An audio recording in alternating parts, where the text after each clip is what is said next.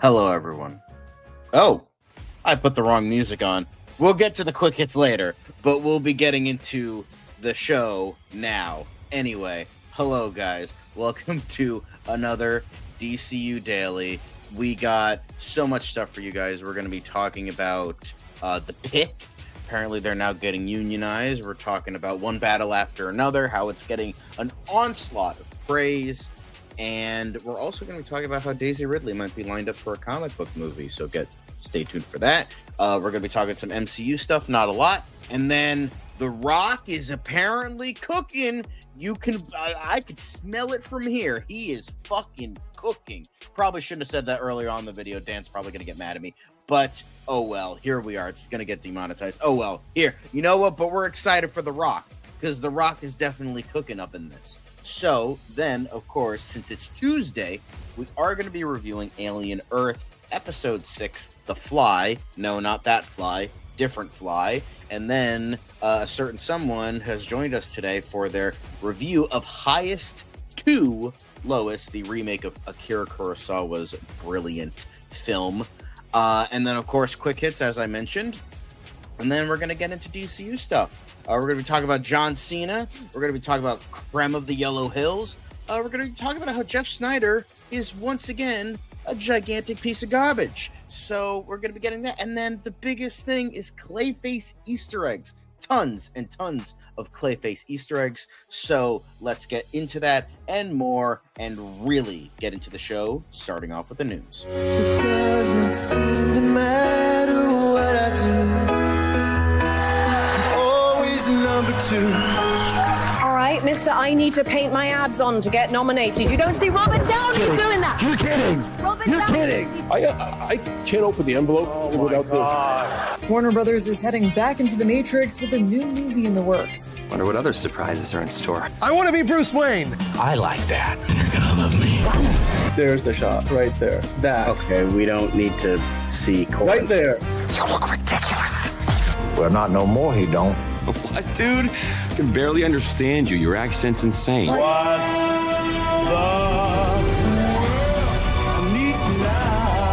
Give me a hand up. Nope, I'm actually okay. Thank you very much. Oh, wow. Wow.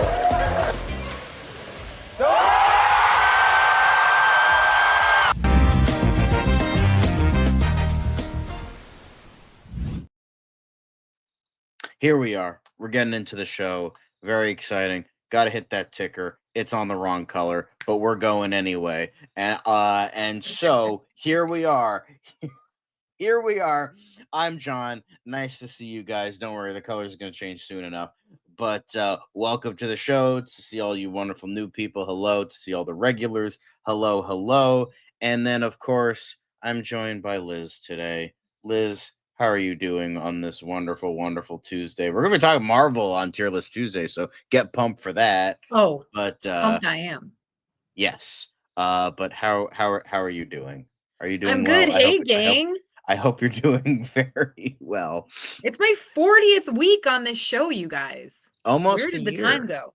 Almost Where a did year. the time go? Amazing. But Amazing. we're happy to have you. I'm sure the people are happy to have you. I mean, they can't be stuck with my ugly mug forever.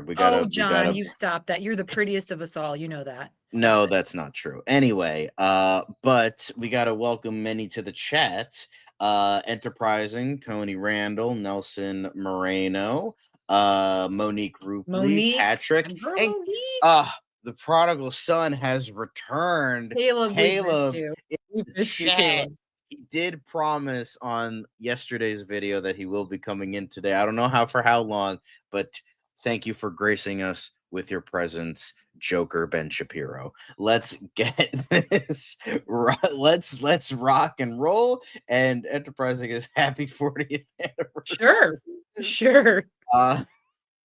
But here we are. Let's get into the show with some yeah, there we go. Heck yeah, there we go. He has returned. He has risen. Anyway, but let's get into some good news. Apparently, the Pit production assistants have voted to unionize in a major Yeah. move. In an election that took place Friday, support staffers unanimously voted to join a group affiliated with an established Hollywood laborers union. This is only the beginning, says a union leader. Now, obviously, the pit has received critical and audience praise from here on out. I've heard that, season 1 is exemplary, season 2 So gonna good. be or is exemplary. I forget if it came out already. I don't know. No. I can't keep track with It these is. shows It has anymore. not come out yet. No. Okay. I'm sure it's gonna be amazing. I mean, Noah Wiley, I've heard like he's amazing. I just heard like everything about the show is fantastic, but it seems like behind the scenes that it is also going to be fantastic for the production assistants. Liz, what are your thoughts on this? Are you happy for the production assistants for this, or are Yeah. you Yeah. I think angry at the it's unions? no. I am pro union. Let's put that out there right now. I am pro union. No, she secretly hates them. No, I'm just kidding. No, Yes, I the think it's pits. wonderful, especially with the way things are going, the way production studios are going, Thanks, the thing, Dan. the uncertainties with AI. I think it's a really smart move. It's something they should have done. Again, this show is a hit.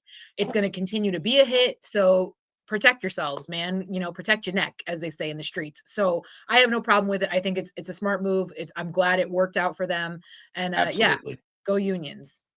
Yes. So I think that this obviously is wonderful in every sense of the word. Not really a ton to say about it, but I think it deserved more than just like a little teeny tiny quick hit.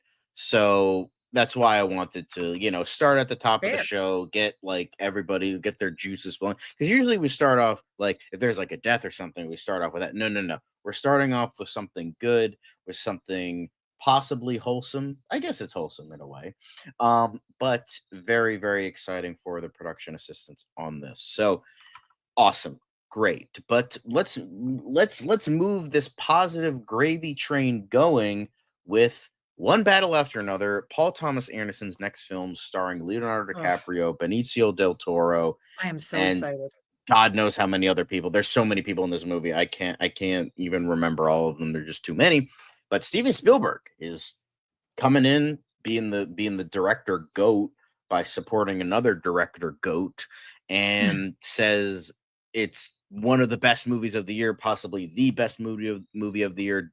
Leonardo DiCaprio is apparently incredible, like he usually is. So this is Spielberg specifically said, "What an insane movie! Oh my God, there is more action in the first hour of this than every other film you've ever directed put together. Everything, it is really incredible. This is such a concoction of things that are so bizarre and at the same time so relevant that I think have become increasingly more relevant than perhaps even when you finished the screenplay and assembled your cast and crew and began production. It is loosely based on the 1990 novel Vineland by Thomas Pynchon. And Sean Penn, Regina Hall, Tiana Taylor, Chase Affinity, just whole bunch of wonderful names. Spielberg goes on and just saying that it's, comparing it to Stanley Kubrick's Doctor Strangelove, like in terms of it's absurdist comedy. Now, Liz, what in terms of excitement, would this in terms of the rest of the movies for the year, would this be like absolutely like 100% day one, definitely gonna see this, super excited? Or are you just like excited but not as excited as some other No, films? I'm pumped for it. Listen, as much flack as Leo gets for his personal life, I still think he's a damn fine actor. I love seeing him in roles like this. He is going balls to the wall. Everyone that has seen any bits of it, clips of it, knows anything about it, they're saying this is an insane film. I'm really looking forward to it. I also love Tiana Taylor, so I can't wait.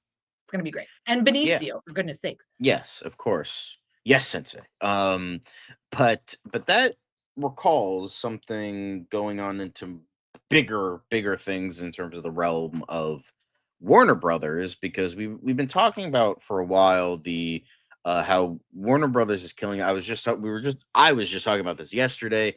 How now that Warner Brothers broke their own record in terms of now having 7 consecutive movies that have debuted at more than $40 million at the box office. So for most of it, it's because of Michael DeLuca and Pam Abdi.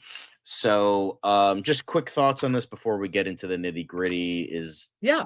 This is the last movie that of the year for Warner Brothers, and do you think they'll add to their consecutive run, or do you think it's too small, despite it maybe probably being a great movie, or do you think it's too small for it to get its that $40 million opening?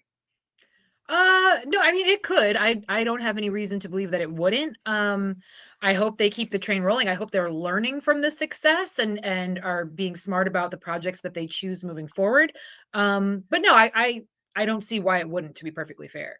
It seems like, Yes. people are well, and they even say in the article, like it's a broad range of films and movie genres, Hmm. and for some reason it's connecting with audiences, and I hope this is the start of people really coming back to theaters, but we'll have to wait and see. We'll have to see. But I'm gonna summarize some stuff that's stated in the article. Let me just go back to the more nice thumbnail here. Um, but apparently, Warner Brothers, what it says in the article, that Warner Brothers is currently ahead of Disney in box office market share.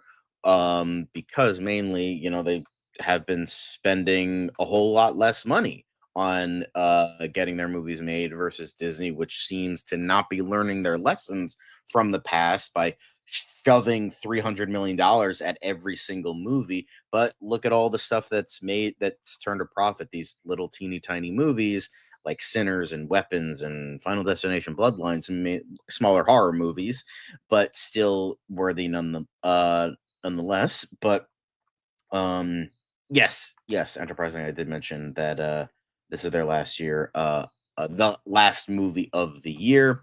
But I mentioned yesterday that Conjuring Last Rites opened to uh their worldwide highest box office in ever opening for a horror movie.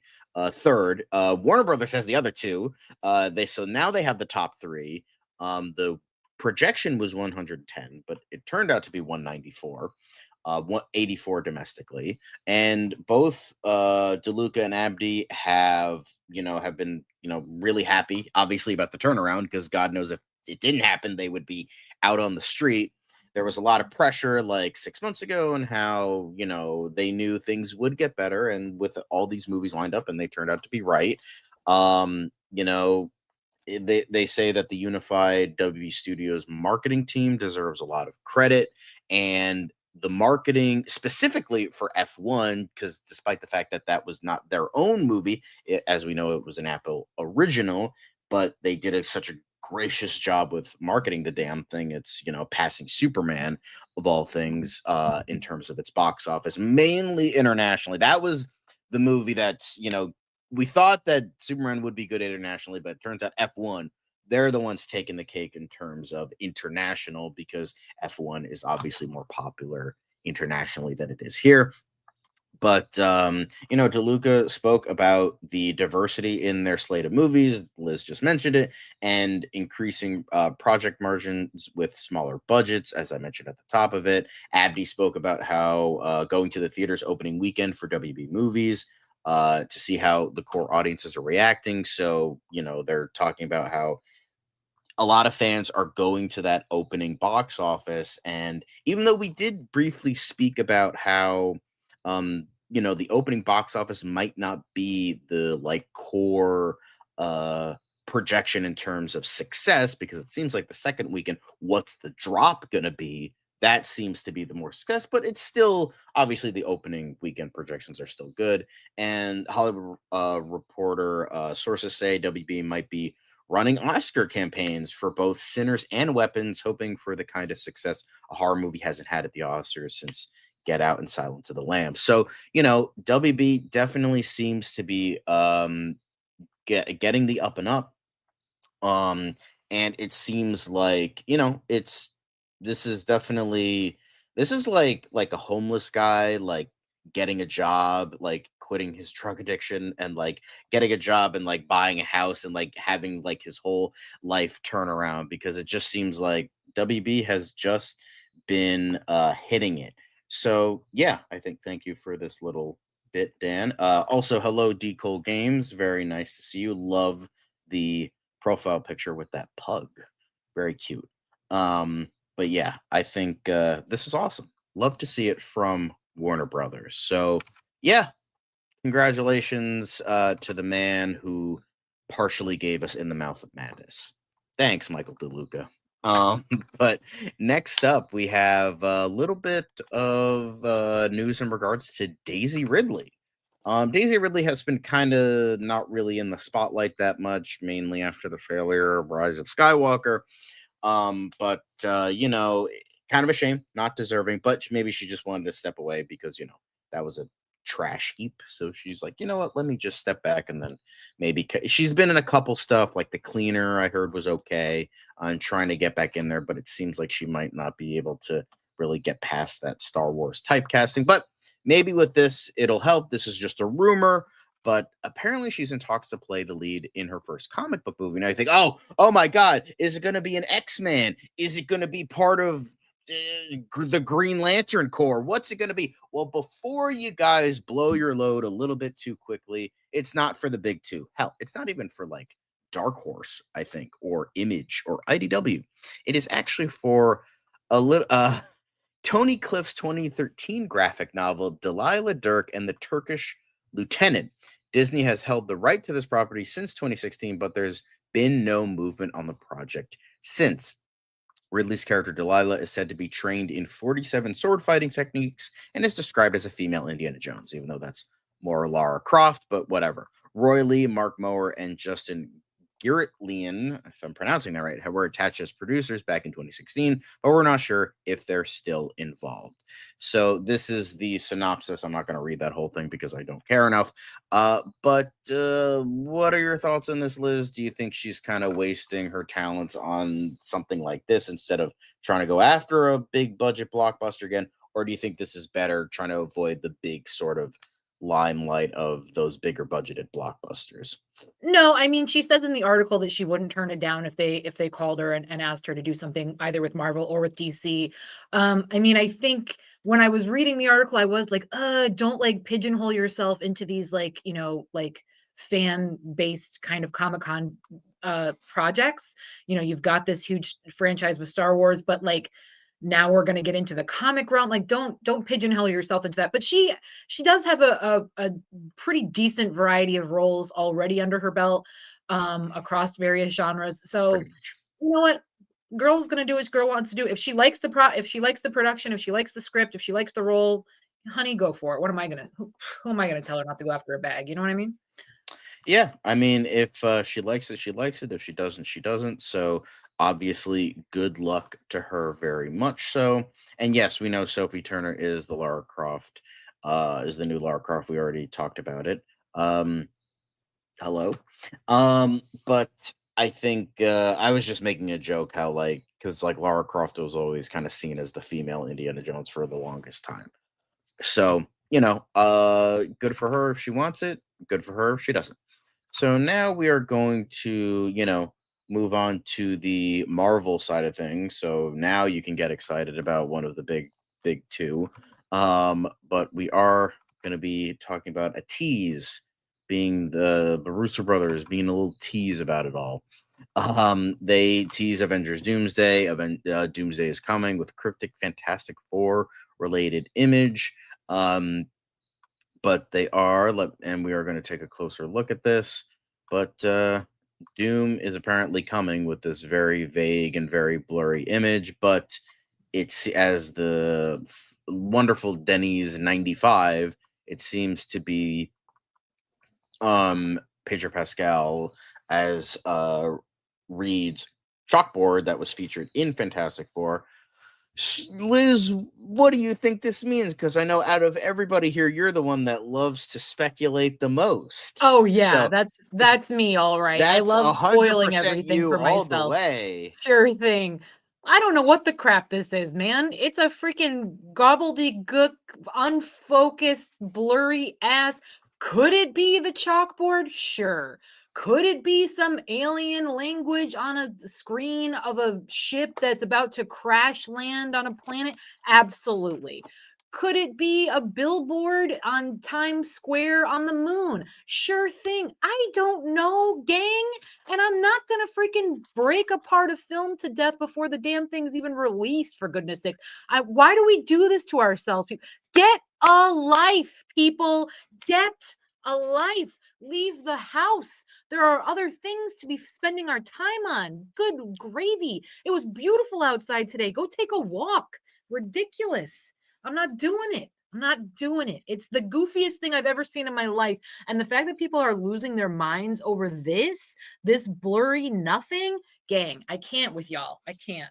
Appreciate you, but I cannot do it. I cannot, and I will not. You know what? I will not. I will not do it.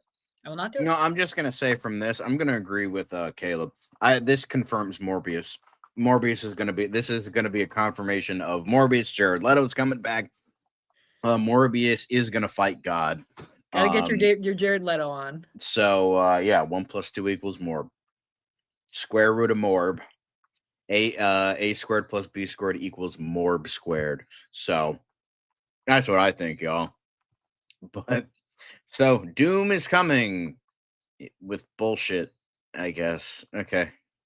Now we're moving on to other things, other wonderful things. But the next thing we're going to be talking about is a little bit more substantial.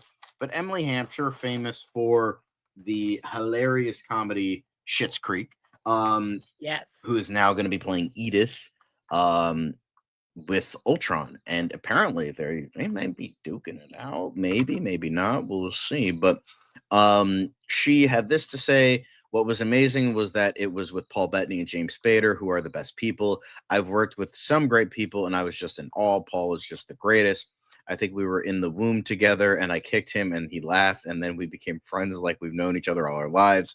And James Spader is one of the best actors I've ever worked with. But despite all the praise to the actors around her, she did go on to admit that she didn't know much about the MCU before being enlisted to join the cast of Vision, confirming that she had to look up what MCU meant after being offered the job by showrunner Terry Matalas. Try not to blow your load, Dan. Big Star Trek guy. When I first got this job, which I couldn't talk about for a year, which was very difficult, my lawyer had said to me, "Now you're in the MCU," and I had to look up what MCU meant. But now I am fully immersed. I've watched all the movies, but I didn't know much about the MCU before, and now I know everything. I was shocked at how secret it is. Like, we had to give in our scripts at the end of the day, so it is very secret. I know a lot of secret things that I can't tell you. So, does this maybe get you pumped for Vision, as someone who is also a big Star Trek fan, and Terry Matalas actually made Picard good again? So, well, not again, because Picard was never good to begin with. But does this get you pumped? Are you going to watch it? Is the level of excitement the same, which is either low or high? Curious to know your thoughts on this, Liz. Oh, dude, I'm friggin' pumped about it. Are you kidding me? I'm for it. I'm excited about it. I love Emily. I love James Spader. I'm all in, gang. I'm more Ultron. Yeah. Yes, please. Yes, please. So yeah, there's no bad news in this article whatsoever. I mean, okay. What? Tony, there are almost 8 billion people on this earth. Not everybody is going to fucking know what the MCU is. I mean, some of the best doctors we ever got.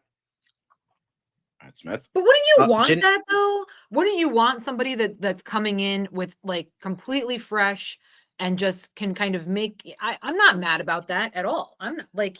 If what we're gonna fan cast, you have to be a fan, you have to have read the comics, you have to have watched the shows and the movies. I think that should be true for the people working on it, like the directors and the writers and all that. Yeah, for the people creating it, 100%. Yeah, 100%. Which is not true at all with that video that was released like about a year ago, where they were like, "Oh yeah, we don't read the comics." Yeah, I didn't know what the comics were. We didn't read anything. Marvel tells you not to read the comics, and it's just like whatever. But oh yeah, but yeah, it's just like actors are, obviously they can get immersed. They're like, okay, clearly she did the homework. It's one thing to be like, okay, I'm hired to do this thing. I'm not gonna do anything. I'm not gonna, I'm just gonna do my job, get a paycheck, and leave. No, she's like, okay, I'm in this now. I don't know what this means, but I'm gonna learn. I'm gonna learn about it. I wanna get immersed. She's like, I'm immersed now. I know everything, and that's good. Taking that extra step and researching, that's a Yeah. good thing. Like, obviously, you're not gonna know everything around everything. That's just impossible. So the fact that she did take all those extra steps, watching all those fucking movies, and possibly all the TV shows as well, that's something. I think Yeah. that's great. I mean, But yeah, listen, the majority of the yes, roles that actors are a part of, unless they've read the book that it maybe the film is based on, or have seen the old version of the movie or the TV show, like they're all going into these roles fairly green. So right. yeah, there's going to be some research involved, in the fact that she's at least done her due diligence after the fact. I'm not mad at it. I'm not Yeah, mad at it. Leave there's the just girl more than alone, you for could goodness sakes. We say. love her. You shut up. More than you could say for that. Also, I also, Anthony, we're gonna get into your comment about what you have to say about Clayface when we get to DCU. So don't worry, we're gonna get into that later. Um, I understand. I get, well, in terms of, that. So I understand that. I get that. I mean, maybe I'll watch it. Terry Matalas is doing it, and if it's like getting really, really, really good reviews, then great. But the man made a good Star Trek thing in, like, after fucking Alex Kurtzman took over. So he already performed a miracle. Maybe he can perform a miracle again. Who knows? But we will have to wait and see. Um, I agree, Caleb, and we'll be getting into I that also soon agree, enough Caleb. about I Tier also List agree. Tuesday. I also agree. So, of course, but actors, you can only go so far. But yeah, this honestly, gets it's exciting, like, that somebody gets this invested. But that's just, we only got a little bit of MCU stuff. Now we have to go back to our regularly scheduled news, but still a bit of a theme.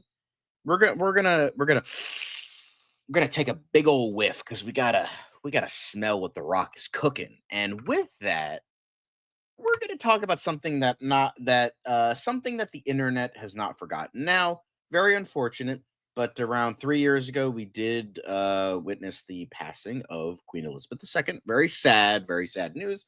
And The Rock did, have some very commemorative words for the lovely woman who ruled a country, for half a century. But that doesn't mean he shouldn't have plugged his own movie while doing it. Yeah, despite all the great things Dwayne is going through right now, and we will be getting into that soon enough, we just gotta give him a little reminder that, yeah, you still plugged your shitty DCEU movie while trying to commemorate the Queen. We don't forget, Dwayne. We don't forget. It The internet does not forget.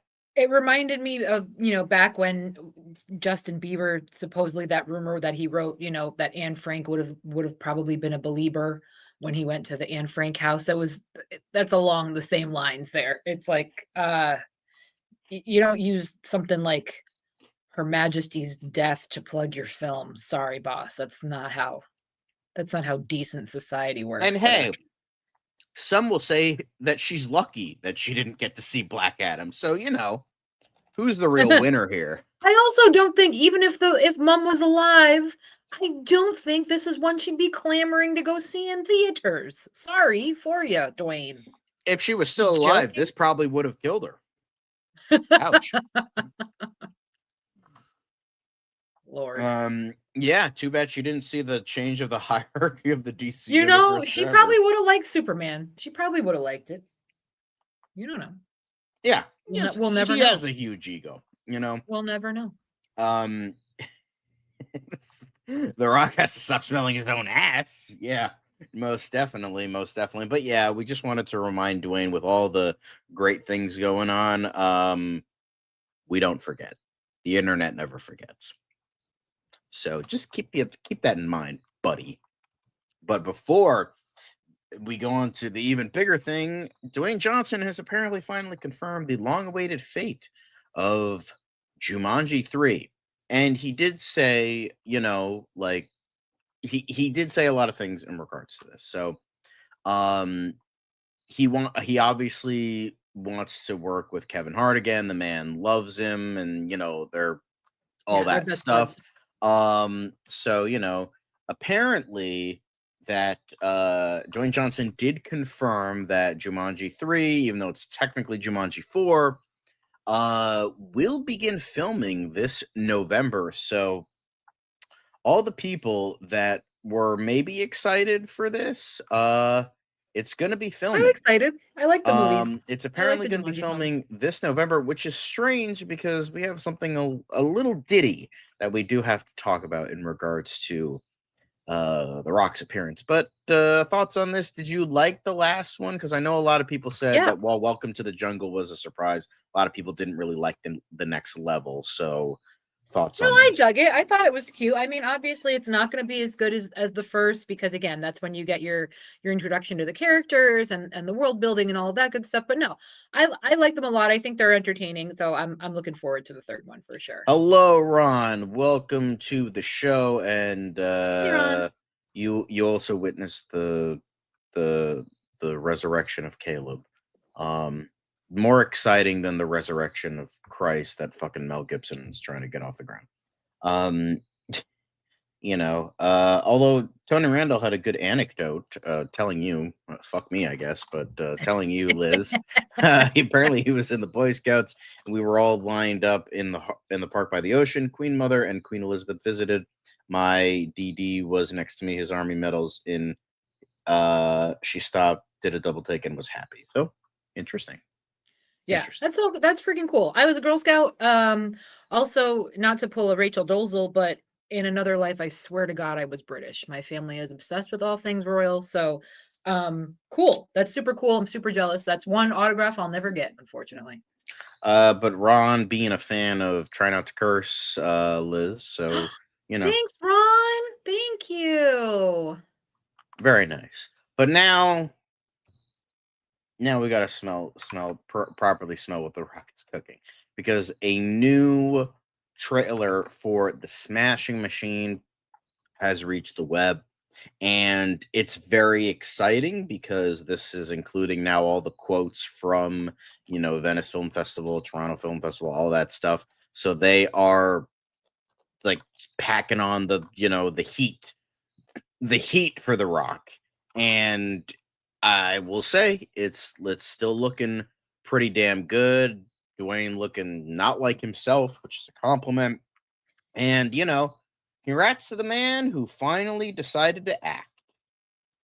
Congratulations. So yeah.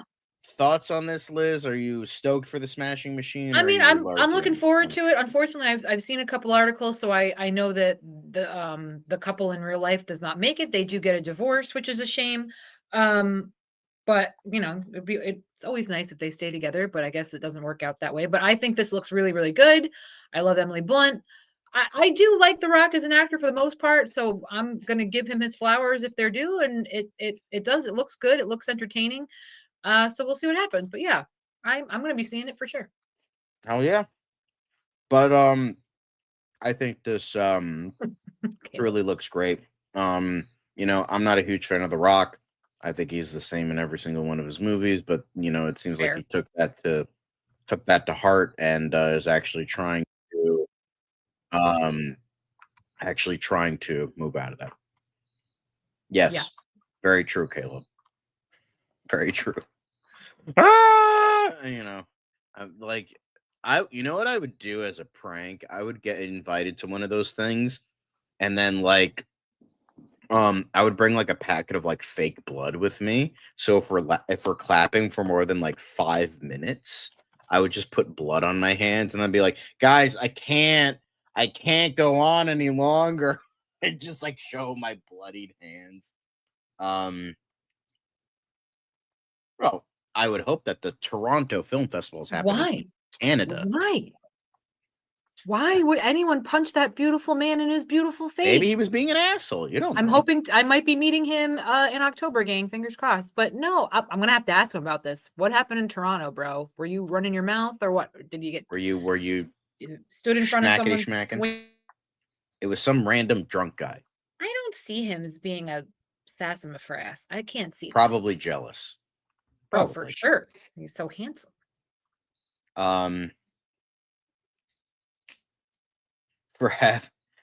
Someone got stopped at the stairs for having fake blood at Venice.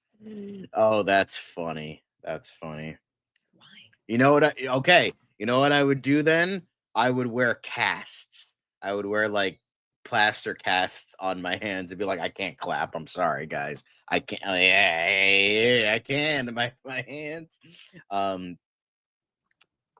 You know, that's fair. That's fair. But anyway, but speaking of punching, the Smashing Machine looks great. I am very excited for it, and it seems like Benny Safdie has another hit on his hands. But speaking of another Benny Safdie hit with The Rock, that Dwayne Johnson, we were kind of talking about this yesterday, and I did make a mistake because I think it was Enterprising that said, oh, he's playing a 70-year-old, but to be fair, the article was poorly worded, so there was that. So this is saying, yes, he is playing a quote-unquote 70-year-old whose best friend is a chicken, and so he still has a long way to go. So this is, it's going to be called, Lizard Music is Benny Safdie's next film, and Dwayne "The Rock" Johnson is playing a 70-year-old man called the Chicken Man, and his best friend is a chicken. What are your thoughts on that synopsis and what The Rock is doing for his future projects? I mean, listen, he's been saying for a while that he wants to take on more serious roles, some more meaty roles that have some actual substance to them. So, again, I'm willing to give him a chance and see what happens. It kind of reminds me of, it makes me think of that movie, the Nick Cage movie Pig, a little bit, but I'm sure it's wildly different. So I'm here for it. Good luck to him. I have seen Pig. And it's not what you. It's like actually genuinely a serious movie. Yeah, like, Pig is great. But okay, maybe I'm thinking of something else enterprising. Never mind. Nice. But I will say, I mean, Dave Bautista did the same thing, slimming down. I don't know if John Cena is going to do the same thing because he does have Peacemaker to do, and he has to remain kind of buff for that. So obviously we will have to wait and see if this pans out for The Rock, and if he gets an Oscar nomination. I can't imagine him winning, but if he gets a nomination, then congrats. But that just means that ego is going to be extremely boosted. So, I mean, I'm just saying. Anyway. But that's it for the news portion of this amazing podcast. So now let's get into the movie part of this amazing, wonderful little thing we do. And we're going to be talking about, first, we are going to be talking about Alien Earth, since it's a lot quicker. It's a TV episode. So, guys, we got to get that spoiler warning up because I will be spoiling some things from this episode. So just keep that in mind. If you have not seen the episode and you plan to see the episode, then please mute, do whatever you need to do, leave, whatever, and let me do this. Now, let me get that wonderful little... Which one is it? There it is. But now, well, maybe not Movie Talk Madness, but TVTalk Terror. That's what it is. But the newest episode of Alien Earth has dropped. It's the 6th episode, which means there are only 2 more episodes for the rest of the season. And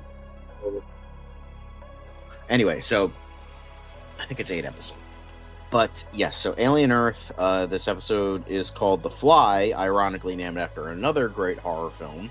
And this is essentially, it's moving the plot forward it is introducing a lot more things in terms of Slightly's plight in regards to getting a sample for Morrow of the actual alien. Then you know, amazing audio. Oh, thanks. But I sounded underwater. Oh, I did. Okay, that must have. My bad. But sometimes when you transition to another topic here, the thing can get kind of messed up. Apologies for that. But you know, I think that this. So you have the stuff with Slightly. You have the stuff. Marcy Wendy is starting to doubt her place in this place because of what happened to Nibs.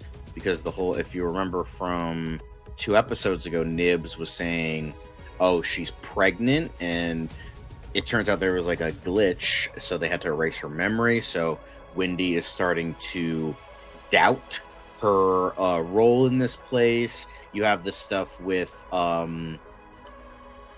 Boy Cavalier dealing with Yutani and pretty much playing the martyr victim in this case, because, you know, he was like, hey, you crashed your ship into my building, and by the way, you had illegal invasive specimens on there, and, you know, they were kind of free for the taking, so they try to work out some deals in regards to, like, it being billions and billions of dollars.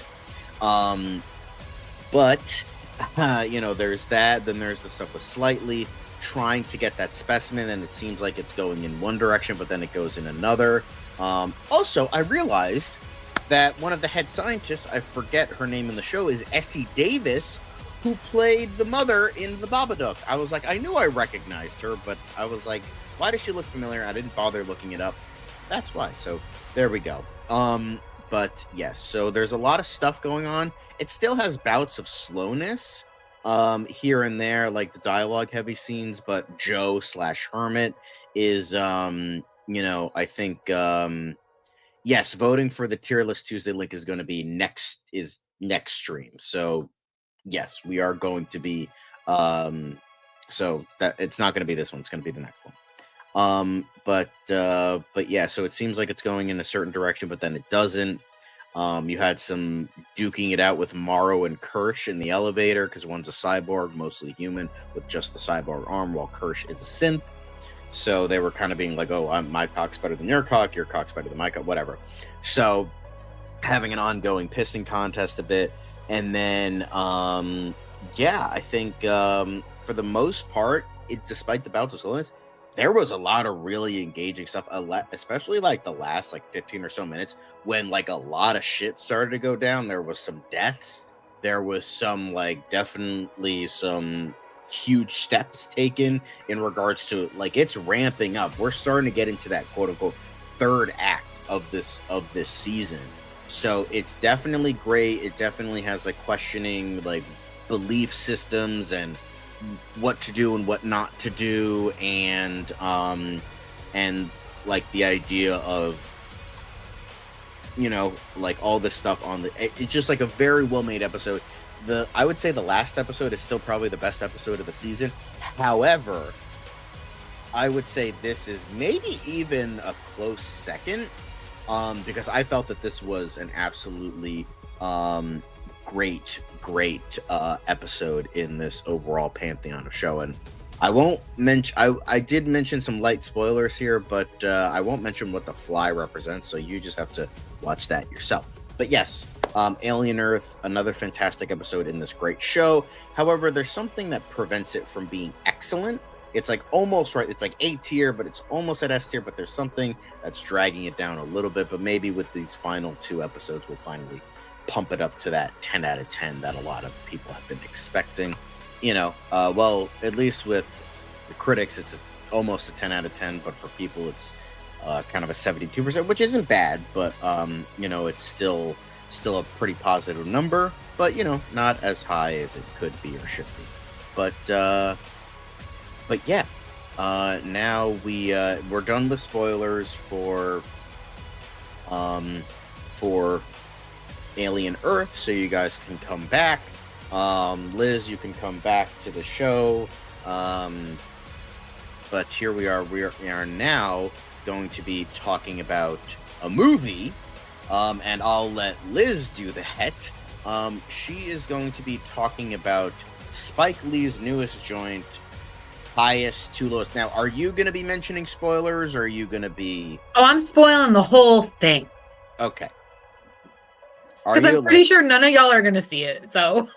I mean, it's on Apple TV right now. To be fair, still, that's how I watched it, yeah. So, yeah. Anyway, so by all means. Yeah. And you can keep that music on, John, or the music that we talked about, whichever one you prefer, whatever you've got ready to go. That's fine. That works. Might as well. Yeah. So, Highest to Lowest, the latest Spike Lee joint with Denzel Washington. A$AP Rocky is also in it, as well as our boy Jeffrey. It is about a Clive Davis type music production head of a music production studio, played by Denzel, who's in the process of trying to buy the company. The company was looking to merge with a bigger conglomerate, and he was trying to stop it. He was trying to get in the way of it. He was trying to then buy it himself, even though, you know, he told his wife, like, things are going to be slowing down. I'm going to retire. We're going to, you know, we're just going to, you know, it's just going to be the two of us once our kid heads off to college. Seems as though he was having a hard time. He couldn't just walk away from the production company.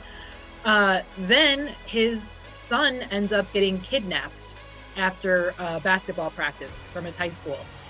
Jeffrey Wright is his driver. Jeffrey Wright, as we come to learn, his character has a criminal record, was given a second chance by Denzel, worked really hard along with the family. So the cops come, they get this call saying, you know, your son has been kidnapped. The cops show up, they set up, you know, all the stuff that they need to do for the next phone call from the kidnapper. Then, oh shit, actually, your son's not kidnapped. It's Jeffrey Wright's son that's kidnapped, because they go to the same school, they're friends, they were hanging out together, and the kidnappers got a little confused, picked up the wrong kid.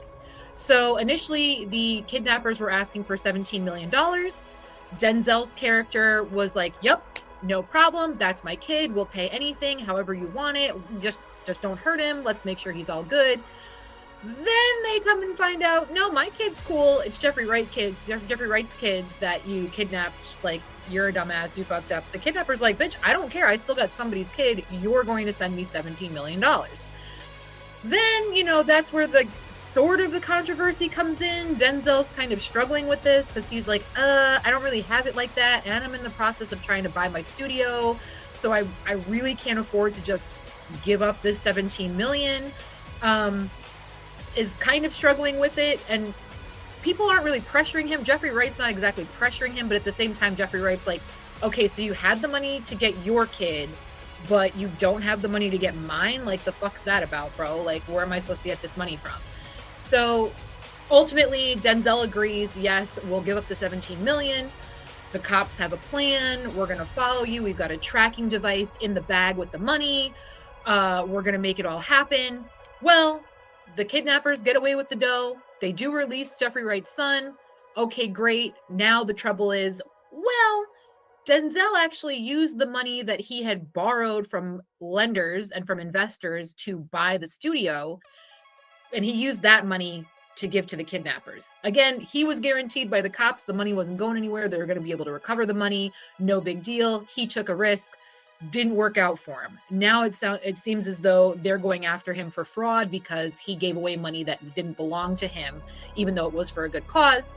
So now he's in this turmoil of, well, what the hell do I do? As Jeffrey Wright's son is being interviewed by the cops, while they're trying to figure out who kidnapped him, where he was being held, all of that stuff. They said, you know, anything that could possibly lead us to the kidnappers, you know, what do you have? Like, what kind of information? Did they feed you a certain type of food that, like, maybe you could only get from, like, one corner store in the area? This all takes place in the Bronx and Brooklyn. What kind of music was playing? You know, did you hear what they were saying if there was multiple people involved? And he kept saying that there was this one song that was playing over and over again in the background. Denzel, again, being a studio head, is sent music all the time by different artists. Turns out he thinks he has heard the song that the son was hearing while he was being held, goes to the son with that evidence, says, hey, was this the song? He goes, yes, it was. The cops still don't want to do anything about it. They said, oh, well, we've got the recording of the calls, so we're gonna go, use our forensics team to voice match, and then we'll get back to you. Denzel's like, nah, dude, like, I need to get that 17 mil back or I'm in a lot of trouble. So he and Jeffrey Wright take it upon themselves to track down ASAP Rocky, who we find out to be the kidnapper, at the studio where supposedly the son was being held. Denzel runs into ASAP. They have a little back and forth. Apparently, ASAP Rocky's character has been in love with Denzel Washington's character forever. He named his firstborn child after him, and he was trying to get his attention this whole time to get him to record for him, or to sign him as a recording artist, as a rapper. Has a couple songs in there. They're not bad. But as, the conversation kind of ramps up and Denzel is kind of saying to him, like, listen, bro, I need that money back. We can maybe make some things happen. ASAP's like, yeah, dude, you had your chance with me and now you just gave up a bag. So I'm out. Fuck y'all. They chase each other throughout New York, get onto a subway. The reason that I have this music, not that the film was bad. I know it's been getting mixed reviews. For me, it was definitely a streamer. It wasn't one that you would need to see on the big screen. But the reason I told John to keep this music going was because this was what it was like watching Highest to Lowest. For some reason, Spike Lee made the decision to have a musical score playing over almost the entire film, like 90% of the film. Again, even right now, like, people are having a conversation in a living room, and he's got this like ominous, suspenseful music playing over it. It never made sense, and it was really distracting because it was actually louder than I think it should have been as well.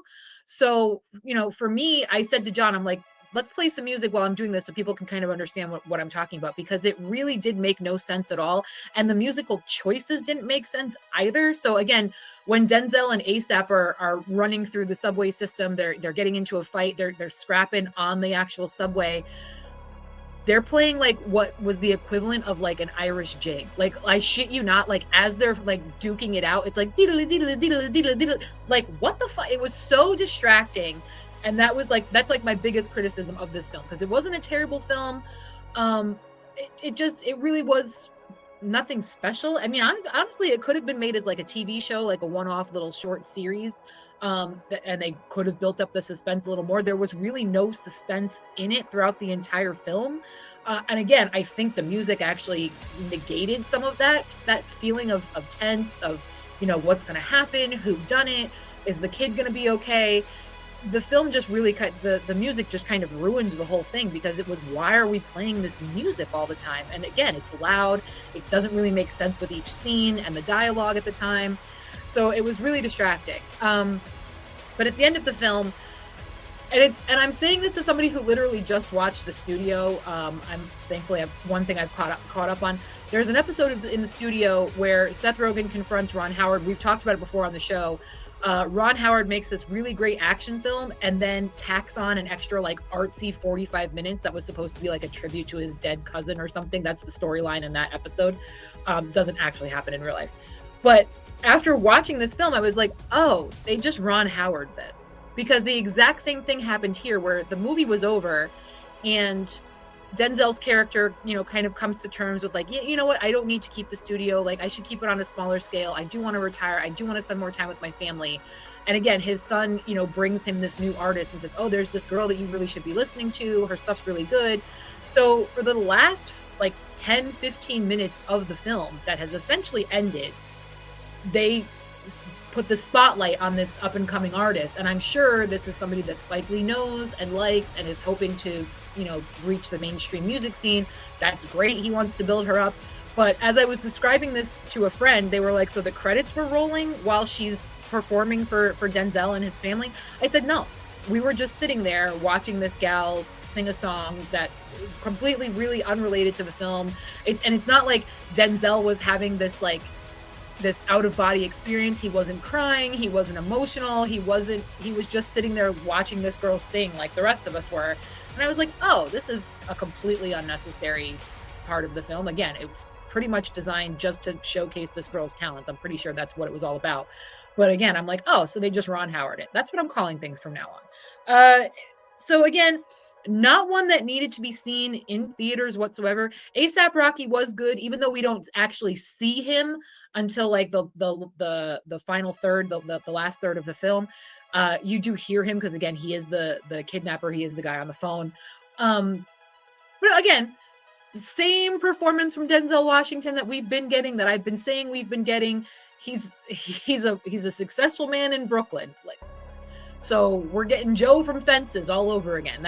It's the same character over, whether he's in Gladiator 2, whether he's in Fences, whether he's in Training Day, whether he's in Highest to Lowest. It's the same character we've been getting from him. So again, it was an okay movie. It wasn't the greatest. Definitely, like I said, didn't need to be on the big screen. Total streamer for sure. But the biggest detractor for me was the unnecessary musical score. Like I kind of joked with John. I said, I don't know if Spike Lee was sleeping with the person that did the score or what the case was, why for some reason that decision was made. But I mean, check it out just so you guys can have an understanding of what I'm saying, because it was so distracting to the point where it was like comical, because I'm like, why the fuck? But hey, wasn't the worst thing I've seen. Would I see it again? Probably not, just because I really didn't need to. It wasn't anything groundbreaking. It wasn't one of those situations where I was like, oh, I want to download that soundtrack and check it out again. Right. So, I mean, I'll give it a 6 out of 10. All right. But that's about it, gang. You know, if you see it, let me know how you feel, but not for me. Like kind of sort of recommendation, mainly if you like really want to check it out, but like not a whole necessary. Yeah, and quite honestly, it didn't feel like a Spike Lee joint either, to be fair. Like it was just your regular run-of-the-mill streamer. It's probably the best out of the remakes he's done, because I've heard his other ones are pretty terrible. Okay. So I have not watched them. I can't judge, so don't fucking yell at me. But yeah, I just think I don't know. I was never really like hugely like into the idea of this, but you know, it's just I just but it's so funny because my friends were like, oh my god, this is like one of the best movies of the year, and I'm like, I don't see it. I don't believe I don't you. See it. They both of them gave it like a 10 out of 10. I'm like, really? Like, no. I saw the preview for this. I'm like, this looks okay. Well, again, like, even the parts that were supposed to be controversial, like again, when Denzel's character like struggles with, oh, well, it's not my son, so now I don't have to give up the money. Like even that, like they should have really gone at it. They, you know, Jeffrey Wright should have got more upset. He should have got into it with his wife about it. He should have got into it with his son about it. And they really didn't. His son was more like, what do you think is going to happen on social media when they find out you're not going to pay the ransom for my best friend? Like that was kind of his decision made. There was no moments of like, and again, even when there was, like I said, when he and A$AP finally like were fighting in the subway, they had a classical version of an Irish jig playing over it. It was like it was so goofy. So I mean, listen, that's fine. If y'all enjoy it, that's great. But it just wasn't for me at the end of the day. All right. That's 100% fair. But yeah, so that was Liz's review of Highest to Lowest, which is obviously a remake of Akira Kurosawa's High and Low. I actually own High and Low. I do plan to watch it before I see this, because I'm still weirdly curious about it. Like, I don't know if like I'll like it or not, but yeah, I agree. Gladiator 2 was amazing with Denzel, but that's just me and Dan. But yeah, so that's it. We're done with Movie Talk Madness. Let's turn off this annoying fucking music. There we go. Perfect. Okay. But well, actually, we have to put on another annoying ass, well, not annoying ass music. This one I think is better music, and that is quick hit music, because we're getting into the quick hits, guys. So let's get into those wonderful quick, and they are quick. There's only 6 quick hits, so you know, let's get into that, and let's change that back, and there we go. So quick hit time, and our first quick hit, Olivia Cooke duking it out with co-stars. not really, but you know, apparently she was in a there was a scene in House of the Dragon where she was slapping Tom Glencarney, and he asked her to slap him hard, and he cried, but he's like, that was good, I wanted you to do that, but Olivia Cook still felt really bad about it. So this isn't like an actual duking out match, just kind of a quick little thing. So what are your thoughts on this, Liz? I think it's hilarious and good for her. Okay, well, if the roles were reversed, nobody would be saying good for him, but you know, here we are. But next quick hit, we have apparently The Conjuring is not quite done yet, which is obvious from its $194 million opening, but it's being headed to the small screen for TV, and apparently Peter Cameron and Cameron Squires, so Peter Cameron Squires, as writers for this, and Nancy Wan is playing, not Nancy Wan as in like James Wan, but Nancy Wan, whatever. She's going to be the showrunner. Thoughts on this? Yeah, cool. I'm certainly not going to watch it, but I'm sure the Warrens have plenty more stories to tell, so good for Conjuring fans. I'm just curious if, like, I don't know if the HBO Max has declined to comment, but I don't know if Patrick Wilson and Vera Farmiga are coming back, but we will obviously see. They're probably not. So they're probably going to get someone that looks like them and recast them. But next up is a rumor. Apparently there's going to be yet another Jurassic World movie, and ScarJo might be coming back as Zora Bennett. Apparently Daniel Richtman, who is not my arch nemesis, that apparently they might be making another Jurassic World movie. Usually Dan Richtman isn't great, but he's not bad either, so he's kind of in the middle. One of the better scoopers, but still not a great one, because, you know, scooper. But thoughts on this? Would you go see another Jurassic World movie with ScarJo? I'll see it, but it doesn't mean I'm looking forward to it. Why are we doing this? I don't understand. Let's just stop it. Just stop it. Go. There are other movies. Well, until these movies stop making money, they are not going to stop. Can't stop, won't stop. I'm part of the problem. So, I understand. you know, I understand. Now we're going to another trailer, not quite as high as The Smashing Machine, but apparently writer-director Craig Brewer is making a movie where Hugh Jackman and Kate Hudson start a Neil Diamond tribute band, and it's apparently based on a true story, and it's going to be called Song Sung Blue. Thoughts? Big Neil Diamond fan? Maybe not. Who isn't? But no, it's stupid cute. It looks really great. Check out the trailer. I'm actually really looking forward to it. Kate Hudson looks really cute in it. She plays this Midwestern mom that, falls in love with Hugh Jackman, and I think it's super cute. Who wouldn't? I mean, I'm for it. I'm gonna see it. It looks great. It's not a Neil Diamond movie biopic. It is about a Neil Diamond tribute band. So it looks really fun. Yeah, I will say for the hottest of seconds, this picture of Hugh Jackman, I thought that was Bill Hader for a second. Like, not gonna lie. Fair. It's just anyway, but now the last kind of quick hit, God of War, apparently according to Nexus Point News, which have gotten better in terms of their exclusives, that God of War apparently is set to begin filming in March of 2026. I know you're not a big video game person, but would you watch this show? Are you intrigued with this? I mean, maybe. I do want to watch the Halo show, even though I heard it fell off. I do want to watch Last of Us. It was never good to begin with. Even though I heard it fell off. Fallout is on my list. So, I mean, yeah, I'd check it out. But yeah, and then apparently, this is kind of a clickbaity headline. There was a bit of like, well, initially it was like, oh, it's gonna be like, there was like something about fan casting, but yeah, so we're gonna have possibly a bit of, wait, no, this is about the video game. Hold on, there was a different article that I had. Oh well, whatever. Well, apparently God of War Ragnarok might be getting a sequel, so congrats for them. But that's it for Quick Hits. We're done. Bye-bye. Let's get rid of this music. There we go. Very nice. Anyway, now that is it for the news portion of the show. We are going to soon be getting into the DCU side of things. But thank you for watching the news portion. Make sure to like and comment and subscribe and click the notification bell so you know when we go live.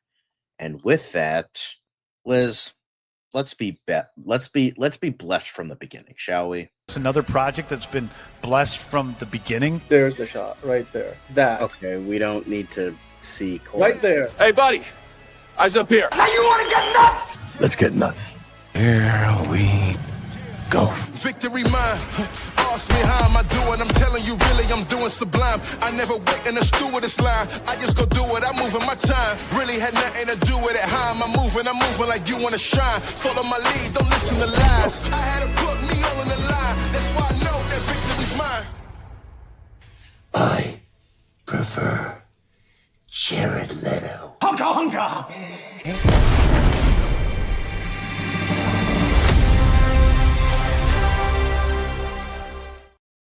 It's time. It's time. It's DC time.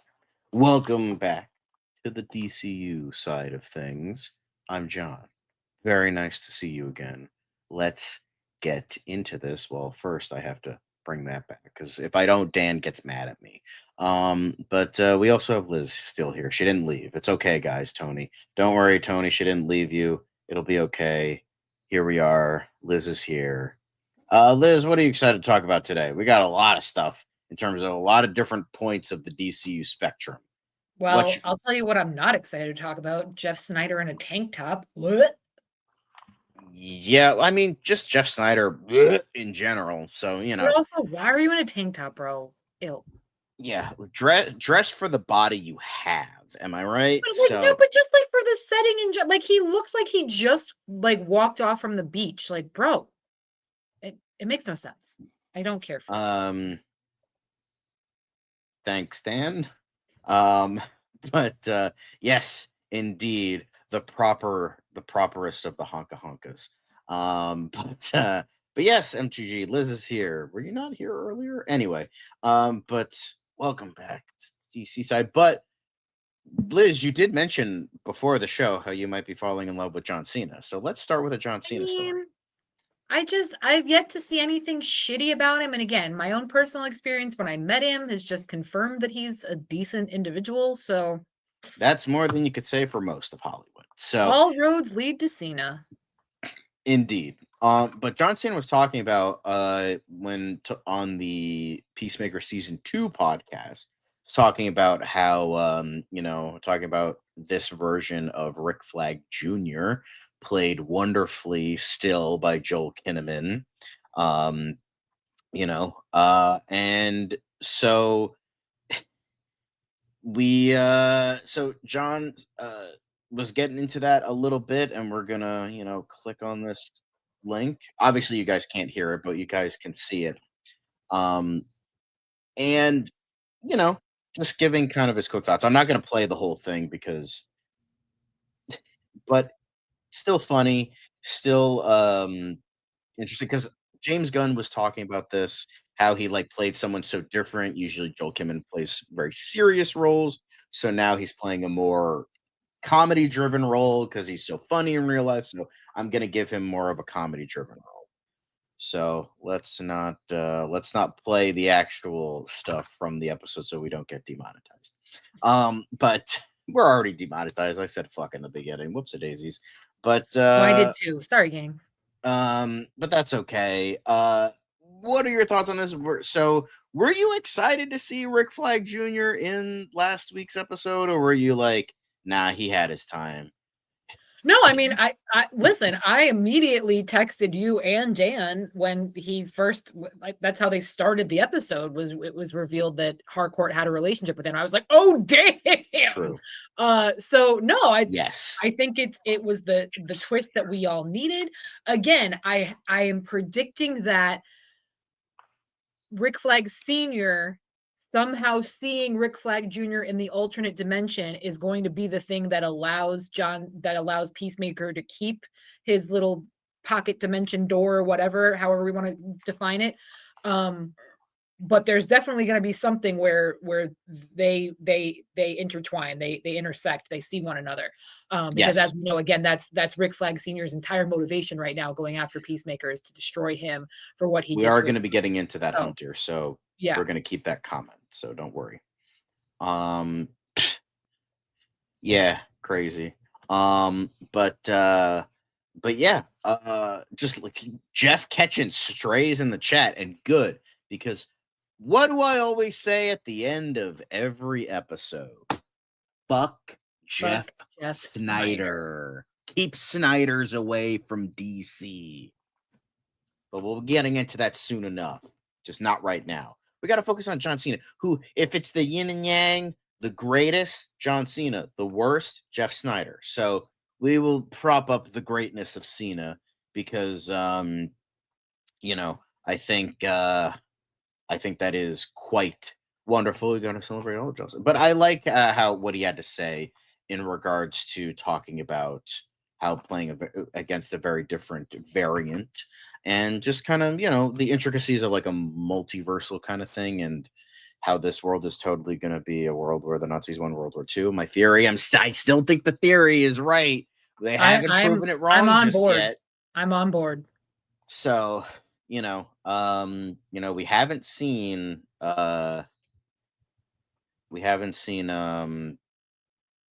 Daniel Brooks's character yet. So, lesbian black woman off to the ovens, apparently. So, I just in this world it seems like it, but who knows? We haven't seen Tim Meadows. We haven't seen, Daniel Brooks. We haven't seen Judo Master. So, all the racially diverse characters not there on the new world. It's true. I'm still looking for a shade of brown in that world. I ain't seen it yet. So I'll rename myself Sneider and write the best Superman movie and have reliable sources. Go ahead. Yes, allegedly. I'm just saying I think it's still true, Dan. It was interesting seeing him again. But now we must move on to another part of the show with rumor mills. Again, this is from a slightly better source. I think Dan Rickman did this one again. But apparently Krem of the Yellow Hills, who was the main villain in the comic that Supergirl is based on, which is Supergirl Woman of Tomorrow. And so apparently he's going to be way more brutal. He's going to be way more monstrous. So Daniel Rickman had this to say, that Krem has been reimagined for his big screen debut. Looks more like a monster who carries dead alien rats with him to eat. Which I can see that, because DC editorial, they have a lot of stuff that you really can't do because they got to protect the DC brand, unless it's like black label stuff. So you can't like do certain things, like how Tom King wanted to make it Lobo and he couldn't do Lobo, so he had to put a generic bounty hunter in there. Then maybe he wanted to make Krem more brutal, but he couldn't because of DC editorial. So there is all of that. There's a lot of things that inhibit you. I mean, fucking DC editorial said that like Batman doesn't eat pussy. So like, what the fuck do they know? So now we can actually like do the things that maybe he wanted to do, and they can finally do here. Maybe we'll see. But what I know, you're not really familiar with the comic that this is based on, but are you more excited for the fact that Krem of the Yellow Hills, played by Matthias Schoenaerts, is going to be more brutal, or do you think it should have been dialed back? No, they lost me with dead alien rats. So, I mean, it's not like it's dead alien dogs. Could be worse. I just don't want to see him eating dead alien anything. I don't know what to tell you. But honestly, this is exciting a little bit. I still don't have a ton of hope for this because, Tom King. But I still hope that it is a good movie. And also, what the fuck is up with Supergirl's hairline right there? God damn. That forehead, though. Holy shit. Krem looks good here, but she looks woof. God damn. But you know, we're gonna, we got to go to the Superman side of things. Enough with Peacemaker, enough with Supergirl. We got to get to, Superman. Get back in the kitchen, Supergirl. No, I'm just kidding. I'm kidding. That was a bad joke. I'm not sexist. That was just a bad joke. Anyway, sorry. I had to go stream there. But now we get to talk about how much of a piece of shit Jeff Sneider is. Woohoo! I talked about this yesterday, how apparently Superman made $125 million in profit, which seemed a little bit too good to be true, but it was coming from Variety, and they, are good sources. They are a reliable source, unlike Jeff Sneider. So, your boy, this, the human version of cancer, finally had to say on his hot mic podcast. You're giving him way too much credit with that one. Said what I said. Yeah, at least cancer has the decency to kill you after a while. Jeff Sneider still lives on, unfortunately. And cancer is pretty popular, unfortunately. Yes. So during last night's episode of the hot mic with Jeff Sneider pointed out that the majority of that $125 million came likely from the ancillary profits, i.e. cable rights, VOD, all that stuff, and that Superman probably only made a theatrical profit of around $25 million. Okay, how much are you making, Jeff Sneider, in your fucking tank top? The studio hasn't released any official numbers, so it's impossible to know for sure. But this does seem to make a bit more sense when you do the math. And then, of course, this fuckwad had to be an asshole about it. So at the end of the day, it really doesn't matter. No, tank top, get out of here. Anyway, the studio was clearly happy with Superman's box office performance because, unlike Man of Steel, it's actually getting a proper sequel. So, we are going to be, getting, just like shield your eyes for a sec, Liz. I just have to show the whole tweet, and that's gonna, just shield your eyes for a sec. No, tank top. Anyway, so this DC Film News, they, were reporting this, what Variety said, and then of course, John Roca and Jeff Sneider had to ruin everyone's fun. Look, he literally looks like oh shit, I forgot I had to do a show, so he just ran off from some beach volleyball bullshit. What the shit are we doing? It's September, bro. Get out of here. Anyway, so what are your guys' thoughts on this? Does this make you a bit disappointed on it all, or do you think, nah, I'm gonna believe it anyway, despite Jeff being a fucking asshole and being a killjoy about everything? I don't give a shit at the end of the day. I don't care. They made their money. They got the reviews. We're getting a sequel. The fuck does it matter at the end of the day? Are you getting a portion of that check, Jeff? Shut the fuck up. He's not. That's why he's so mad. That's why he's been pulling a temper tantrum. Get a life, Jeffrey. DC. Jeffrey, get a fucking life, bro. Maybe, you know what? Go to the beach. Maybe start a beach volleyball team or something. Fucking get a life, my friend. Gosh, darn it. Here we are yelling at a dude on the internet. We don't exactly have lives either, but although Caleb, we're yelling at a dude who has no idea we exist. Yeah. Yeah. True. I never. So who's the real loser here, right? But hey, James Gunn doesn't know that he exists either. So again, who's the real winner? Caleb's saying I never want to see a yellow tank top again. But yeah, I have yet to believe it. The Super Kitchen, maybe. Who does a show without sleeves? I don't understand it. And weird guys, visual game. and you know what? I'm not going to be wearing a tank top on this. You got to wait for the OnlyFans for that one. You want to see my nips peeling out of a tank top? You got to wait for the OnlyFans for that one. Bro is literally. I mean, yeah, I'm not going to show the tank top again. I don't want to scar you guys, but I mean, he is partially bald, so he's giving bald guys a bad name. More so than I don't think I've ever seen anybody in a tank top on a show. So I think it was just jarring, is what it was. It was just a Hugo Millie, loving your retort there. It's like when you see a spider in the shower. It just took me. I was just taken aback. Like, what the fuck? Like, okay, all right, that was a choice. All right. Yeah, although M2G is saying he's lying, yeah, he straight up lied about that. The Variety article says the opposite. The Variety article specifically said theatrical profits of 125 million. So who knows what we were going to believe? We haven't gotten official numbers from WB just yet, so who knows? But Variety is still a pretty trustworthy source, and not a fucking bald loser in a tank top yelling at James Gunn. Variety wouldn't be caught dead in a tank top. So, your delivery belongs in a show. Oh, and Caleb praising the title. Yes, because he wasn't here for when that was announced. But yes, Man of Tomorrow is a great title. I've been wanting that as a subtitle for years, but it's just going to be called Man of Tomorrow. So that's very exciting. Dan agreeing. My eyes. We got to get that SpongeBob clip. So whenever we see Jeff Sneider here, we go, my eyes. Still, Jeff catching strays. And Manos saying WB is happy with Superman's success. That's what matters. Exactly. Sneider Bros breathing a sigh of relief. Yeah, they never will. The hate is strong, but the Sneider Bros are stronger. I already am. I just don't have an STD and I haven't cheated on my partners. But yeah. Oh, I went there, bitch. The title will be called I Don't Think So, because to be fair, James Gunn has said in the past that he doesn't like subtitles.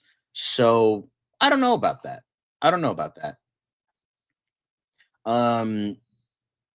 Yeah, exactly. So you have partners? No, I do not. That is a choice because I don't have my shit together, so I can't take care of another person in addition to myself. So but we're not going there.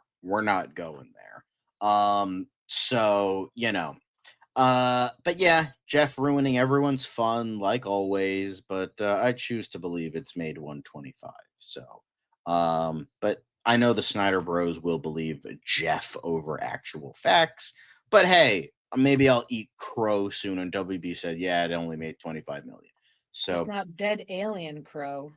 I feel like James Gunn is such a creative guy, but when it comes to explaining things, he's so confused. Yeah, I kind of agree with that. I think Jennifer Holland just needs to take his phone away and just be like, hey, shut up. He is, because he he wasn't invited to like a screening or like a premiere for a DC movie. So now probably because he was gonna wear the tank top, loser. And so he's probably like stupid angry, like I didn't know there was a dress code. But yeah, let's not focus on this fucking fuckwad any longer. Let's move on to the next thing. Now, Hunter Iggy already mentioned this in the chat, but apparently Superman drew 527,000 watched households in its 3 days on PVOD. He did mention this in the chat. Thank you, Hunter Iggy, but we already got you covered, and it already did better than Thunderbolts, How to Train Your Dragon, and Ballerina, but still not as good as The Final Reckoning. But hey, most people didn't actually see that in the theater, and most people saw that on streaming, so that makes sense. But yeah, Liz, thoughts on these wonderful numbers that Superman still seems to be gathering? I told you guys, I don't give a shit. I'm here. I'm waiting until December 31st for the numbers because I think it's still going to be making money. Yep. I don't give a good goddamn. I still think it's capable of a bill. We've got a couple months left. Get out there. It's still showing in certain theaters, so why not? Go for it. I'm going to try and see it one more time. I want to as well. Yeah. Also Elite Easy E in the chat. Hello. He just changes his name a bunch, but hello, Elite Easy. I'm gonna call you. I'm just gonna keep calling you that because Manos is in here too under a different name. That's all good. Honestly, I prefer a sugar mama, but that's just me. A good MILF, hell yeah. Maybe even a GILF. I'll give it a chance. But we'll see. Jeff wants some of the Superman profit to buy a shirt with sleeves. Good news, not so fast. Jeff coming in and ruining shit. That's fine. I appreciate it's just like Dark Elite Eric. It's a good name. It's just Elite Easy rolls off the tongue a little bit better. What about a BILF? I don't know what a BILF is. The fuck is a I think BILF? you do. Is it like a bear, like a hairy dude? Like I don't know what a BILF is. We're getting into a whole different category now, John. We're put on the fucking saxophone music. Anyway, Jeff does want a 1A James Gunn. Lord. But yeah, congrats to Superman. But speaking of not so fast, Caleb, apparently our favorite bald boy might be making an appearance in Peacemaker. Obviously this I don't know if these we talked about this. But yeah, I'm pretty sure these are official. I mean, they have the verified mark, but I think you could just buy that now if that's still a thing. But, Lex Luthor seems to be. I don't think it's going to be the cameo people think it is. I still strongly believe that Rick Flag Sr. is going to Belle Reve to see Waller, and he's just going to happen to walk by Luthor's cell or something like that. That's what I think. That's what I think. So, but the Justice Gang had a little bit to say on it. And, CJ from, San Andreas being like, "Aw, shit, here we go again." So, just making light of certain things in regards to Lex Luthor coming back. But yeah, thoughts on this quick little thing, just the Justice Gang specific reply. Yeah, again, I think that's cute. And, we'll see what happens. My Bane goes wild, that blue check mark. I don't know. What if the cameo is Jimmy Olsen? 28 years later, streaming on Netflix soon. Yeah, watch it in time for January when Bone Temple comes out. I ain't keeping shit PG. Jeff Sneider doesn't deserve PG. He deserves a 1A. God damn it.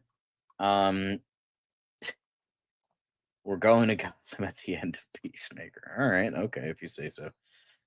The cameo is 30 seconds to Mars. That would be fucking hilarious. Just like, Liz is right. That's why I don't have high expectations for the finale, even though I'm curious to know why Gunn didn't share the final 3 episodes. Is Superman. I mean, who knows what these cameos are? Who really knows? So we'll just have to wait and see, like everyone else, because God knows the critics and press didn't see them either. So yeah, here we go again. But that is it for the Superman side of things. Even though that was more Peacemaker, but Lex Luthor is, Superman. Now we're gonna be moving on to our last bit with Clayface. So apparently, in regards to Clayface and its world building Gotham, there have been references that have been mentioned a lot, and it seems like the Clown Prince of Crime himself has been teased.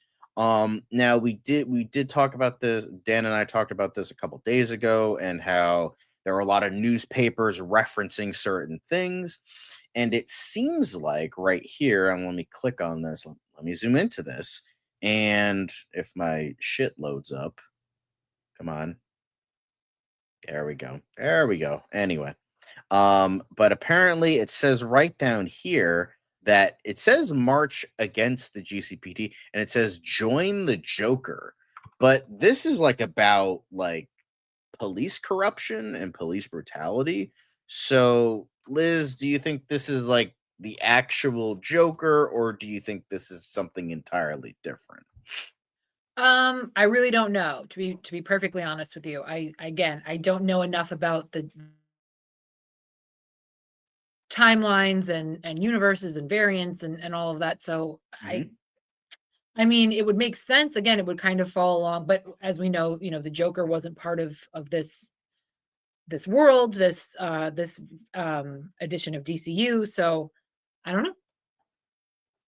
although Ron is saying it might be like a Joker gang from like Batman Okay. Beyond. It's like Okay. acquainted with that, but Batman Beyond takes place in the future, so I don't know. But maybe this is like kind of it is like a prequel. This is like Batman's early days, and like the Joker isn't like a bad guy yet, and maybe he's like kind of like that weird anti-hero, and then he becomes it. I don't know. I hope not, but I just hope that this is I just hope that this is like a kind of wink and a nod. I don't know if this will Yeah. actually pay tribute to, well, not pay tribute, but actually pay off in the end. So, yeah, it could just be set dressing, and it's just like, we just threw this as an Easter egg, but it doesn't actually means anything. Yeah, exactly. It depends on what actually happens. So, we don't know the timeline of Clayface just yet. So we'll have to wait and see. But this isn't the last of the set photos. There's apparently a new look at a mysterious villain, and apparently a Zatanna connection. But yeah, apparently,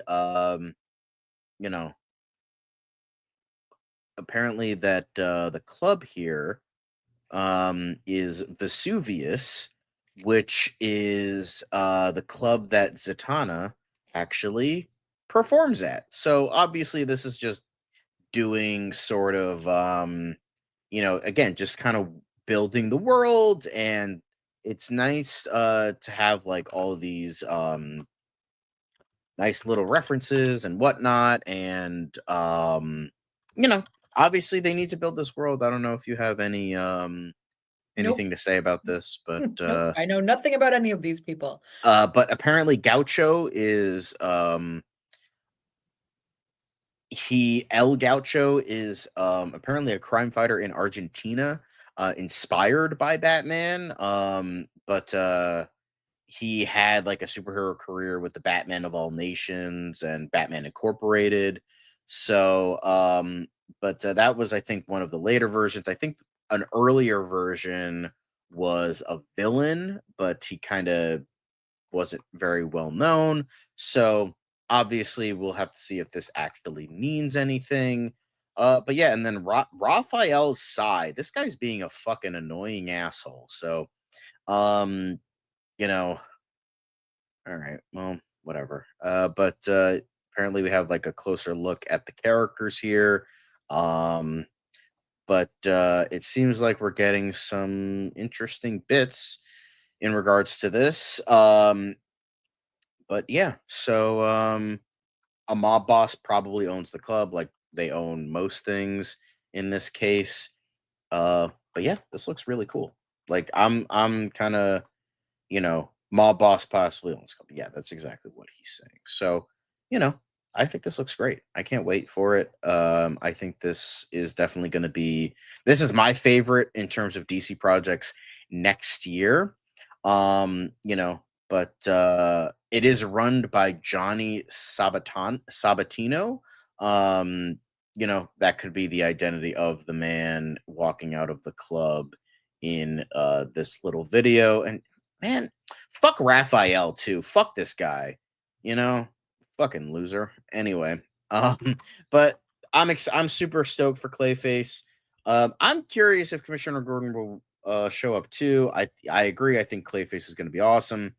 I don't He keeps think saying so it's going to be like really scary, so now I'm like nervous about it. Like I'll see it. Do you know how I feel about body horror? I don't think Batman is definitely not showing up, because that would mean that they have to cast Batman, and that's going to be the Batman for the next God knows how many years the DCU is going. So I don't think Batman is going to show up. It would be nice if he did, but Robert Pattinson said he wouldn't turn it down if they asked him to be the Batman in this.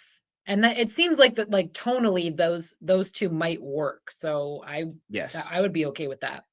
Hell yeah, type man. But yeah, honestly, everything we're getting out of Clayface that has me excited as what we've gotten from the Spider-Man set. I agree. Both are looking good. Obviously, we'll have to wait until the actual movie comes out. But do you think they've already? I don't think so, because that's Andy's job. Because Batman, and he's still apparently directing that, so that's gonna be up to him, and hopefully he doesn't choose someone that fucking sucks. Mano saying, Liz, imagine the substance, but with a more serious vibe. That's probably what they're going for. All right.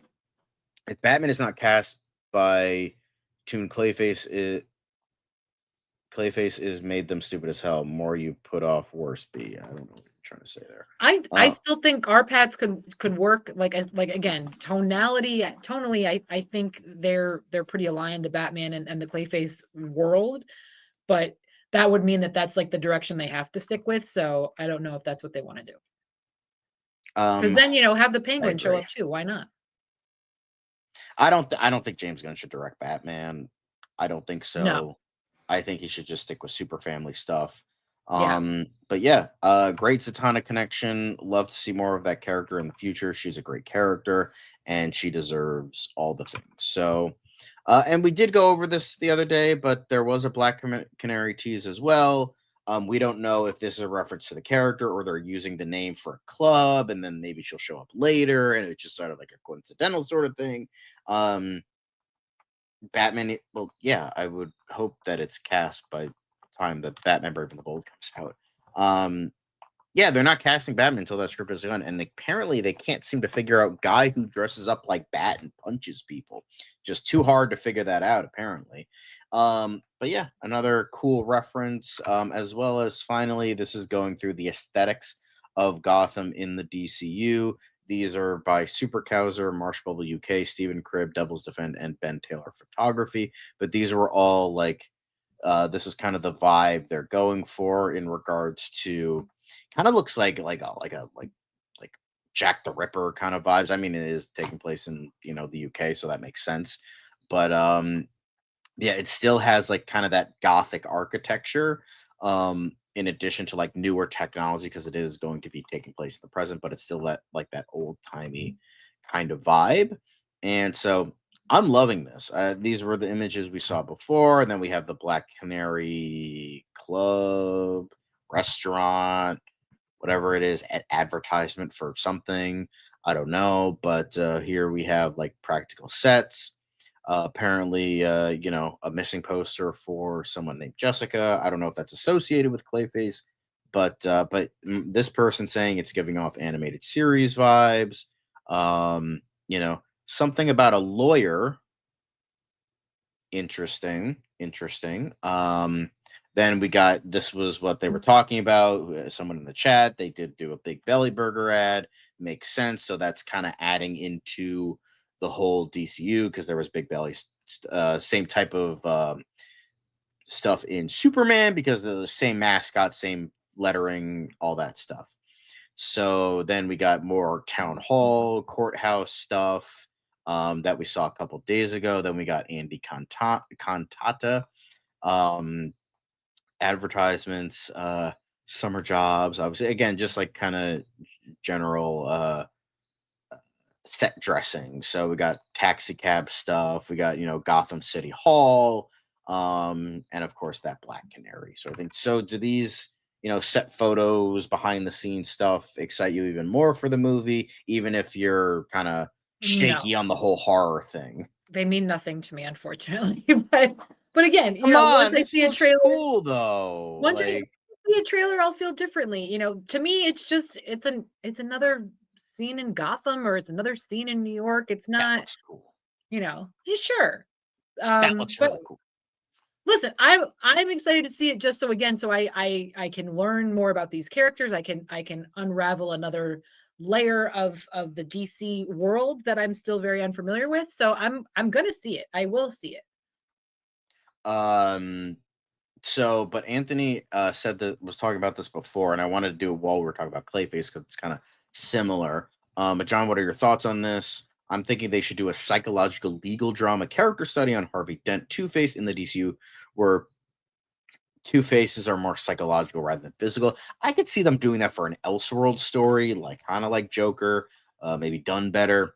But I could definitely see that kind of happening for that. But I don't think they should do that as part of the DCU, because the DC. Again, they're kind of going for more of the fantastical vibe. They're going for more of that gothic architecture, like in these shots right here. So, and as I said, fuck Raphael Sai too, because fuck that loser. But yeah, I think this is great to see. Great to see certain Clayface stuff. But yeah, I think this is where we should end it, guys. That's it for this episode of DCU Daily. Thanks for watching. We will have Tier List Tuesday after this. Maybe wait like 15, 20 minutes, maybe half an hour. I still have a lot of stuff to do. But thanks for watching. Make sure to like and comment and subscribe and click the notification bell so you know when we go live. And yeah, so thank you all for watching, and let's see. Then Ron, Caleb finally coming back, enterprising. Tony, of course, Yash is already fucking trolling in the chat already. Just had to eke it in before we ended, didn't you? Anyway, so thank you all for watching. M2G, obviously I can't say everybody who was watching, but remember, look up, look out, and fuck Jeff Sneider. It's another project that's been blessed from the beginning. There's the shot right there. That. Okay, we don't need to see. Right there. Hey, buddy. Eyes up here. Now you want to get nuts? Let's get nuts. Here we go. Victory mine. Ask me how am I doing? I'm telling you, really, I'm doing sublime. I never wait in a stewardess line. I just go do it. I'm moving my time. Really had nothing to do with it. How am I moving? I'm moving like you want to shine. Follow my lead. Don't listen to lies. I had to put me all on the line. That's why I know that victory's mine. I prefer Jared Leto. Hunka hunka.